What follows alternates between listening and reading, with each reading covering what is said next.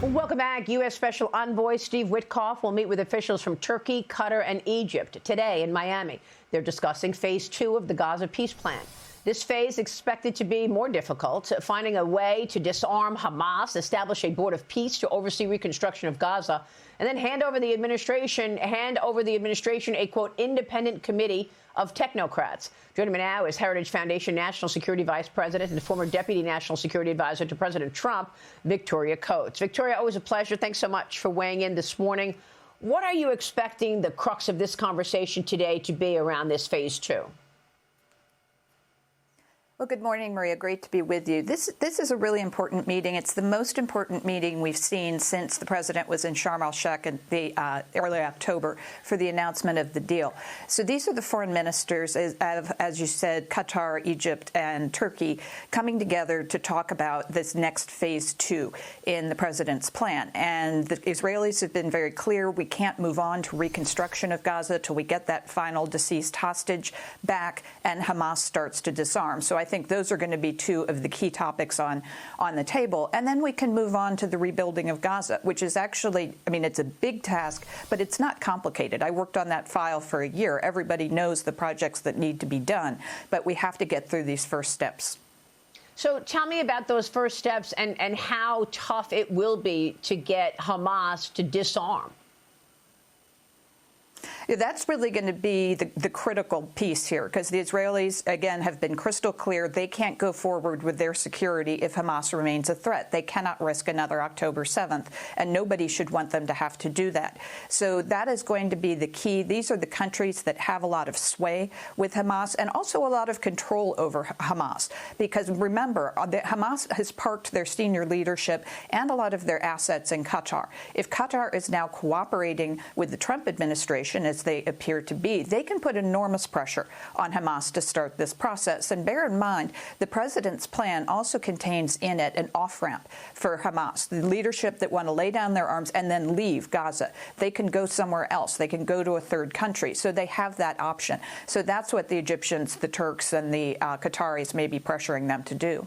Yeah, well, I mean, Lindsey Graham said to me on Sunday, look, I don't want to hear anything about any board of peace until people stop talking about a two-state solution. I mean, that was one of the issues, he said, was behind the, terrible incident in Australia.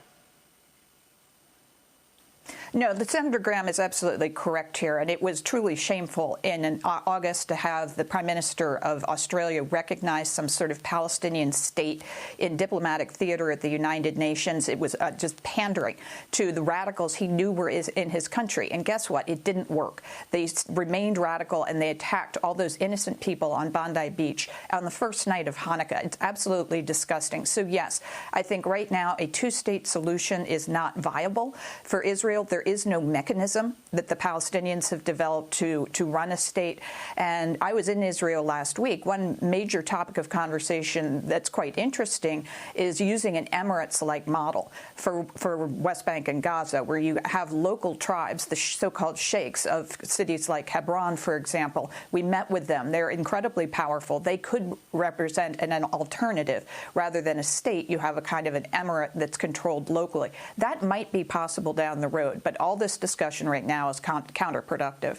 Meanwhile, the U.S. military launching more strikes on the suspected drug boats in the Eastern Pacific, killing 9 alleged narco-terrorists in the past 2 days, Victoria.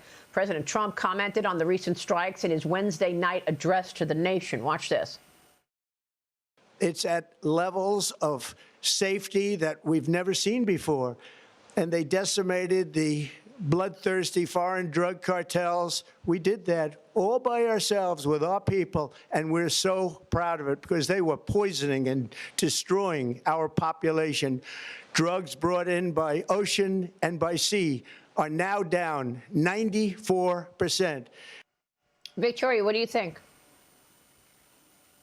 Now, the president is absolutely correct. This is a direct threat to the American people. And I think we all know families that have been touched by the scourge of these horrible drugs that are being unleashed through Venezuela up into the United States. And the Secretary of War, Pete Hegseth, and the president have targeted this maritime route, and they are taking it to these narco-terrorists who are, bear in mind, part of these cartels that are related to the government of Venezuela. These are not independent actors by any means. They're taking their direction from Nicolas Maduro. That's why the president has said he needs to go. He is a narco-terrorist himself in cahoots with these cartels who are murdering Americans. So also of great interest was the seizing of that oil tanker, one of the so-called shadow old sort of illegal tankers that Maduro is using to illegally sell oil. He uses that money to keep his cronies happy. If we start cutting them off, he's going to lose some key support. And I think the president's plan has a good chance of then working. Meanwhile, Victoria, breaking news overnight, the European Union approved a loan of $105 billion in aid to Ukraine without touching frozen Russian assets. The plan meant to fund Ukraine for 2 more years of potential war. I mean, Ukrainian President Zelensky is warning that Putin is preparing for another year of fighting. Despite all these peace negotiations, Special Envoy Steve Witkoff will meet with a Russian delegation in Miami this weekend for more talks. But I spoke with the Secretary of State of Poland yesterday on this program, and he said that we should be looking at the $300 billion in money that is in European banks right now, and that's Russian money, but it should never go back to Russia, and they should use it for Ukraine. He also talked about the NATO weapons spending. Watch this. Living in Central Europe, neighboring Russia, you need to be always prepared to defend yourself. That's what history taught us. There are 10,000 American soldiers on our soil. The vast majority of the cost of those troops stationing in Poland is on us, on Polish taxpayers. Billions of dollars are being spent on American equipment, but we are happy with this cooperation with our great American allies, and we are ready to continue that. What we need to do as NATO is to react not only politically, but investing also in our air defense systems, but not only through fighter jets, because we are fighting balloons and drones, which cost is very, very limited. Victoria, your reaction? Well, I agree with Radek. What my old boss, Don Rumsfeld, used to call New Europe really is standing up, making their defense pledges well over 3.5%, some of them over 5%. It's really incredible. And we need the larger economies in Europe, particularly Germany, France, UK, to match that. And that's what ultimately, Maria, deters Putin. His economy is at $2 trillion GDP per year. In Europe, it's close to 20. So Europe alone, forget the United States, Europe alone dwarfs Russia. They should be able to take care of this problem. I'm a little bit more skeptical in terms of what is being recommended in terms of using the frozen Russian assets in Europe for the reconstruction of Ukraine. It sounds good. I mean, I would love to have Putin pay for the reconstruction of Ukraine, but at the same time, I think the European financial institutions need to be quite cautious about the kind of precedent that may set. So I think what they did in Brussels yesterday, the extension of this loan, the funding for Ukraine, is probably a better mechanism here.